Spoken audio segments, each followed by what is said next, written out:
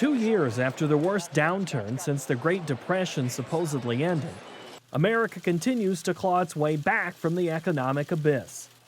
There is one place, however, where unemployment is virtually non-existent, state coffers are bursting, and a diverse economy is growing almost exponentially. Welcome to North Dakota, the state the recession forgot. With an annual economic impact of nearly $7 billion, agriculture accounts for 30% of the state economy. But an oil boom in the western part of the state now is bringing big trucks and big hopes to North Dakota. And nowhere is that more apparent than in this formerly sleepy town of Williston. Obviously, there's some real challenges, and we would like to grow a little slower. You could control what's happening. Ward Kozer has seen dramatic changes in his 17 years as mayor, but nothing could prepare him for the seismic shift that began when the first commercial rig drilled deep into the Bakken Shale Formation in 2006. In the ensuing 5 years, more than 200 rigs took root in the western part of the state. Rumors now are circulating that 50 more wells could soon be drilled in the region, and Kozer is a bit concerned for the 20,000 people who now call the Williston area home.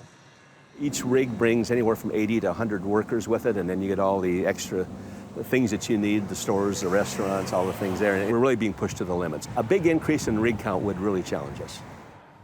In addition to drilling rigs, countless oil jacks dot the otherwise mostly barren landscape, working around the clock, pumping black gold from deep within the earth. But it's the technology deployed on the drilling rigs that has set up a classic oil play in the Bakken. New, and in some respects controversial, horizontal drilling and fracturing methods are unlocking billions of barrels of heretofore inaccessible crude.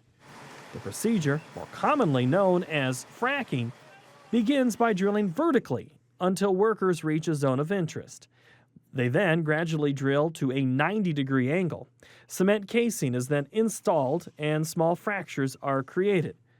Finally, sand and water are injected into the voids, allowing oil or gas to flow into the wellbore. This technology, being able to go down 2 miles and out 2 miles with the technology to put that drill bit inside a coffee can, down and out 2 miles, 4 miles total, has really changed the game.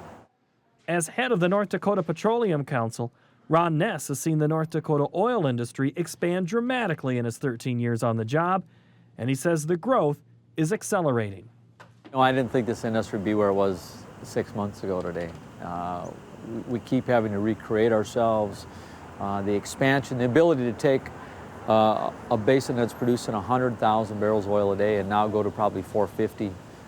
This is serious oil. We're just getting started. Though virtually non-existent 5 years ago, oil production accounts for about 25% of the state's economy, but its share is growing every day. Oil speculators, however, aren't exactly new to North Dakota. The state enjoyed similar booms in the 50s and late 70s, but as the holes dried up, so did the economy. This time around, though, officials say things are different. We think it's going to take about 33,000 wells to produce this oil field. And so we're not even 10% of where we need to be when we get to the end of this drilling phase. As director of the Department of Mineral Resources, he oversees regulations, permits, and surveys of oil and natural gas sites. And Helms predicts things are going to be rockin' in the Bakken for quite a while. In May of 2008, when North Dakota's total oil production was estimated at 4 billion barrels, Helms delivered what he calls his "this is going to be enormous" speech. His outlook was criticized at the time for being too optimistic, but Helms says he actually understated the future of fracking.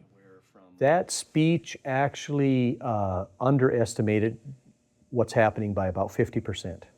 Our estimate of the amount of oil in this Bakken Formation, just in North Dakota, is 170 billion barrels. We think we can get about 11 billion of those barrels out. If someone can come up with a way to just increase the recovery of this oil 1%, that'll be another billion barrels that we'll take out of the ground. So this thing has a very long life to it. But the blessings of oil are not without their own set of burdens. Housing is a major problem. Campers are parked on just about every available space. New developments are under construction, but builders can't complete them fast enough. In the last fiscal year, the city of Williston issued $220 million worth of building permits, 10 times the state average for a community of its size. But for those lured by the call of crude and lucky enough to find housing, opportunities abound. Trucks literally outnumber workers in Williston. There are no vacancies at any of the local hotels, and infrastructure is being stretched to the breaking point. Roads are deteriorating, crowded, and by some accounts, dangerous. Nearly $2 billion in newly allocated state funds will help, but will likely be insufficient to accommodate the Bakken's enormous potential. While state coffers are brimming, officials are reluctant to sign blank checks. We had an 8,000% increase in our Department of Transportation budget, and a large amount of that was one-time infrastructure spending to meet the demands. You got to be prudent in your decision-making. Fresh water supplies are ample thanks to Williston's proximity to the Missouri River, but the local water treatment facility is woefully inadequate. We literally have sewage coming out our ears. We have grown so rapidly, and we need to be expanding, and we're trying to expand. Rather than wait for government solutions, some companies are taking matters into their own hands. Got a company in Watford City, North Dakota, Badlands Power Fuels. 2007, he bought the business. He had 20 trucks and 40 employees. Today he's got 600 trucks, 850 employees, building 400 and some apartments, houses. While the potential is not without pitfalls, North Dakota officials are aggressively embracing the call of crude. And with the nation's lowest unemployment rate and the economy that is the envy of virtually every other state, they claim prospects for prosperity also are high. The thing that I always drive home thinking about is that we're only 10% into this thing, and that 90% of the work is still in front of us. 90% of the production is still in front of us.